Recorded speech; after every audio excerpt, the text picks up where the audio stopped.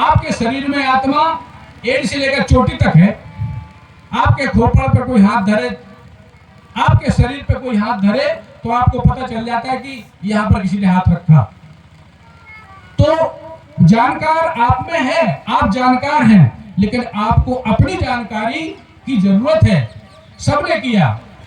हमारे गीता में राम योगेश्वर कृष्ण कहते हैं कि आत्म ज्ञान बिना पार्था सर्वकर्म नाना शास्त्रे पठे लोके नाना देव पूजनम। ये कृष्ण महाराज की वाणी है।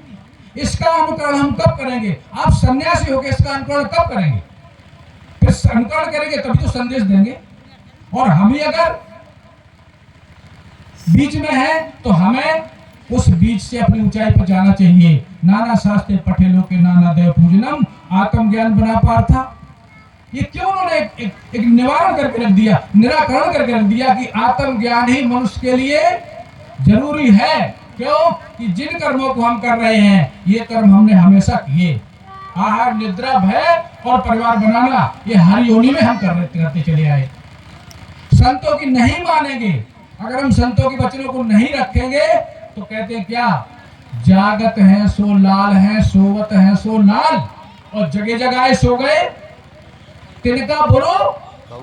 बहुत कड़ी वाणी है, हमसे ऐसे निकलती। तिनका बुरा आज नहीं तो कल आएगा, हमारे कहने से नहीं आएगा। हम जगे हैं तो जागे, फिर ना सोए। जागने का मतलब कि अगर हमें अपनी आत्मा की पहचान मिली है तो उस पहचान को हम मजबूत करना। क्यों? कि उसी से आगे चल करके आपकी संतानें मजबूत होगी। कौन माता पिता अपनी संतान को नहीं चाहता कि सुख जाए, सुख में जाए? लेकिन सुख मिलता कैसे है? हम पूछे कि बताओ आप सुख तो चाहते हो, लेकिन कौन सा सुख चाहते हो? क्या ऐसा सुख आप चाहता है कोई जिसमें दुख मिला हो? बताओ भाई, क्या कोई भी इंसान ऐसा सुख चाहता है जिसमें दुख मिला हो? चाहता कोई? लेकिन सुख है ऐसा। संसार के जितने सुख हैं वो सब दुख मिले हुए सुख हैं। परम सुख क्या है? परम सुख भावातीत है। देखिए, ये संतों का संदेश है। ब्रह्मानंदम परम सुखदम केवलो ज्ञान मूर्तिम द्वंद्वातीतम गगन सदसम तस्मस्यादि लक्ष्यम एक नित्यम विमल अचलम सर्वदी साक्षी भूतम भावातीतम त्रिगुण रहतम सद्गुरुम तम। ऐसे सद्गुरु को नमस्कार है। ऐसे सद्गुरु के पद को आप नमस्कार करेंगे तो भाव से आपको हटना पड़ेगा। भाव बदलता है।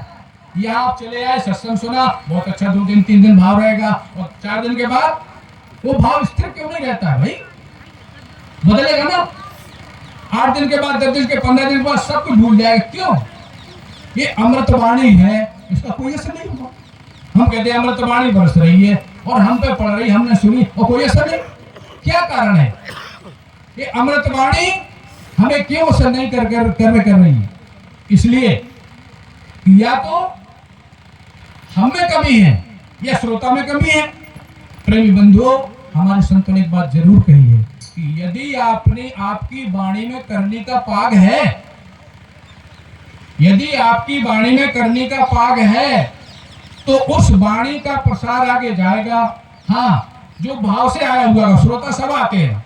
श्रोता वक्ता ज्ञान निधि कथा राम की।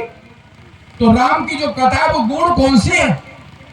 जो पढ़ने में आ गई, जो सुनने में आ गई, वो गुण है क्या? जो लिखने में आ गई वो गुण है?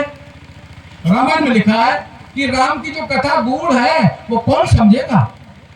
श्रोता वक्ता ज्ञान निधि कथा राम की गुण।